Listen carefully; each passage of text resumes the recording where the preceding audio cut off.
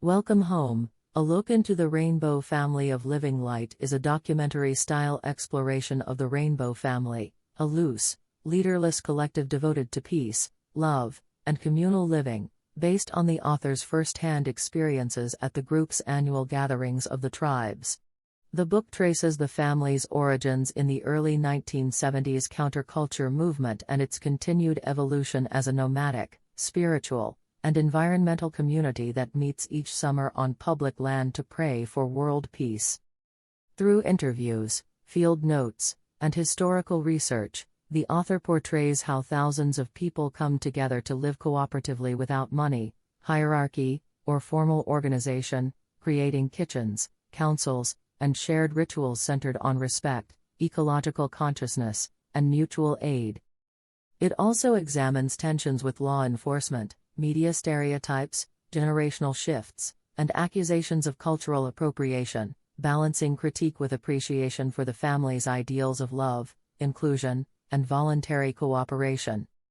Ultimately, the book suggests that while the Rainbow Gathering is not a utopia, it offers a living experiment in community, peace, and human connection beyond the confines of mainstream society. In the preface of Welcome Home, A Look into the Rainbow Family of Living Light, author Mary Coet recounts how attending the 2005 Rainbow Gathering in West Virginia with only a few supplies and no clear expectations profoundly changed her perspective and inspired this book. Struck by the lack of accurate, in-depth media coverage about the Rainbow Family, she decided to document their history, beliefs, and culture through first-hand experience and interviews with participants, locals, law enforcement, and journalists. Determined to offer a truthful and balanced account distinct from earlier works, Coet traveled to the 2006 Colorado gathering, often hitchhiking and relying on the family for food and water, while taking photos, keeping journals, and collecting stories. The preface sets the stage for her exploration of the Rainbow Family as both a social movement and a living experiment in community, spirituality, and peace. In the introduction, A Day at the Gathering for Sister Cassiopeia, Mary Coet recounts a vivid day immersed in the communal life of the Rainbow Family gathering, writing under her rainbow name, Sister Cassiopeia. She begins her morning wandering through camps, engaging in conversation and spiritual reflection, before volunteering at a Krishna kitchen to scrub dishes and learn the group's practices of cleanliness and ecological care. After sharing a vegetarian meal from another camp, she joins others in the main meadow for a wedding ceremony filled with singing, drumming, and joyous unity. Through her detailed observations, Coet captures the essence of the Rainbow Family's values: cooperation, peace, selflessness, spirituality, and living harmoniously with others and the earth, offering readers a personal glimpse into the daily rhythm and heart of the gathering. Ooh is a Rainbow. A Look at the Family and its High P story traces the origins, evolution, and spirit of the Rainbow Family of Living Light, blending history, interviews, and cultural analysis. She explains that the movement emerged in the early 1970s from the countercultural and peace movements, first gathering in Colorado in 1972 to pray for world peace. The chapter explores the family's non-hierarchical structure, spiritual diversity, and emphasis on consensus, cooperation, and living lightly on the land. Coet also discusses the family's complex relationship with Native American traditions, sometimes inspiring, sometimes criticized as folklore, and the creation of unique rainbow names that allow members to express spiritual rebirth and individuality. Through personal stories from longtime participants, she portrays the Rainbow Family as a multicultural, nomadic community dedicated to peace, freedom, and shared human connection, standing as both a continuation of the 1960s counterculture and an ongoing experiment in alternative living. Gathering 101, The Nuts, Bolts, and Basics provides a detailed overview of how a rainbow gathering is organized and sustained, revealing the practical systems that make this large, leaderless community function.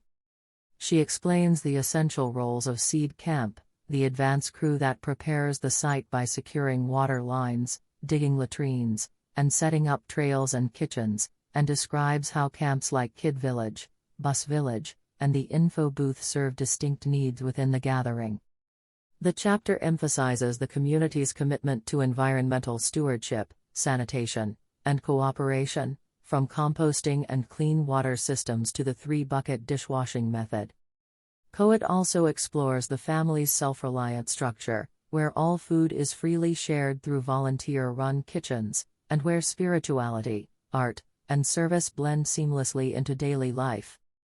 Ultimately, she portrays the gathering as an experiment in collective living, sustained through respect, mutual aid, and ecological awareness rather than money or formal leadership. Why gather? The purpose of the world's largest ticketless event explores the deeper meaning behind the Rainbow family's annual gatherings, portraying them as spiritual, social, and political acts of unity rather than mere festivals.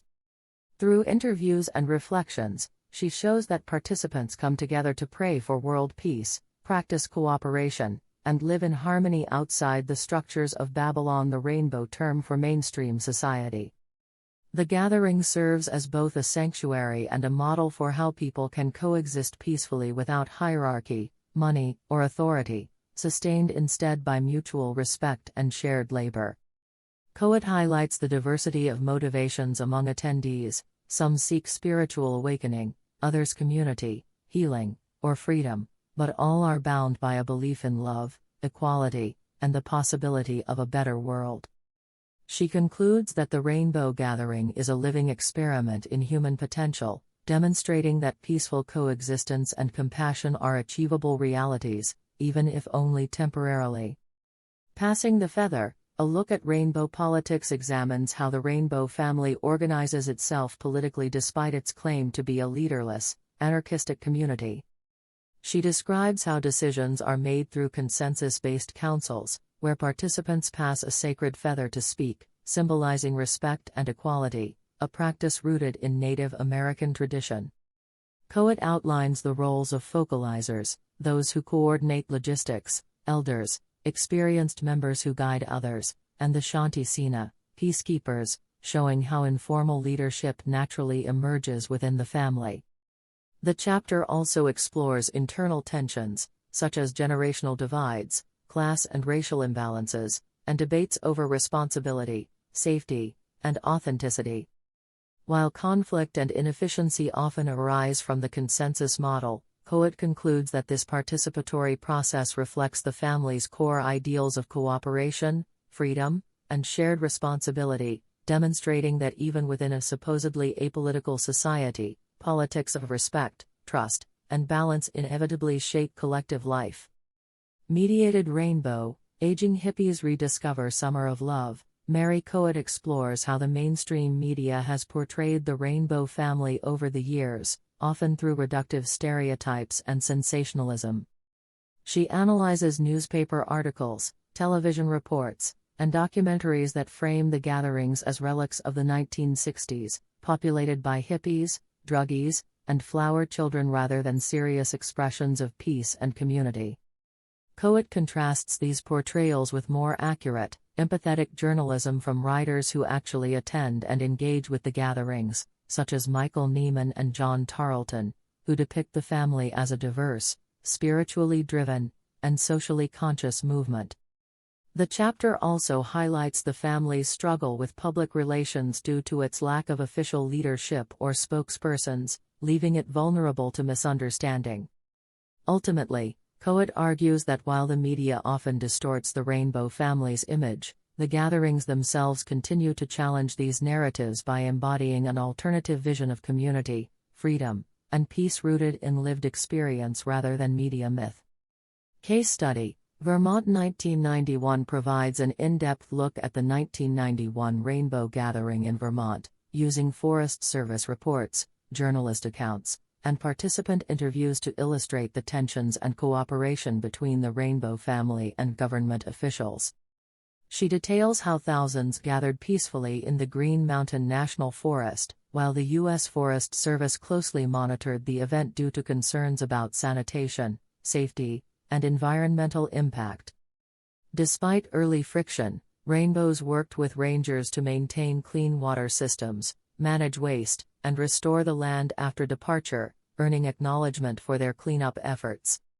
Kohut also highlights issues of media coverage, law enforcement pressure, and the logistical challenges of hosting thousands without permits or formal leadership, as well as the spiritual and communal successes of the gathering. Ultimately, she portrays the Vermont event as a microcosm of the Rainbow family's ideals and contradictions, a spontaneous yet organized community that both clashes with and complements institutional systems while striving to live out its vision of peace, cooperation, and respect for the earth. Rainbows in Babylon. Family activity outside the gathering explores how the Rainbow family's spirit of cooperation and peace extends beyond the forest into everyday society, what members call Babylon, or the outside world. She highlights Rainbow-led community projects such as Lots of Love in Philadelphia, an urban renewal effort that transformed abandoned lots into communal gardens and kitchens, and the Rainbow Emergency Management Assembly, REMA, which provided disaster relief after Hurricane Katrina. These initiatives show how rainbows apply their gathering skills, building kitchens, organizing volunteers, and fostering inclusion, to real-world challenges. Kohut emphasizes that, while the family resists formal organization, many members dedicate themselves to activism, environmentalism, and humanitarian service rooted in the same ideals of love, sharing, and self-reliance that define the gatherings. Ultimately, the chapter portrays the Rainbow family as a living social experiment that seeks to bring the values of peace, compassion, and community into the heart of mainstream society. In the conclusion, Blessed be. Spreading the Rainbow Light, Mary Kohut reflects on the enduring meaning of the Rainbow family and her personal transformation through participating in its gatherings. She acknowledges the family's flaws, its disorganization, internal conflicts, and occasional clashes with authorities, but emphasizes its profound success in demonstrating that peaceful, cooperative living without hierarchy or money is possible, even if temporary. Kohut argues that the gathering is not a utopia or cult, but a living lesson in kindness, mutual care, and environmental respect. The true purpose, she suggests, is to carry the rainbow spirit, of love, sharing, and nonviolence, back into Babylon, the wider world. Ending on a hopeful note, Kohut expresses her intention to continue gathering and sharing the experience with others, affirming that the Rainbow family's message of unity and compassion can inspire broader social healing and spiritual renewal beyond the forest.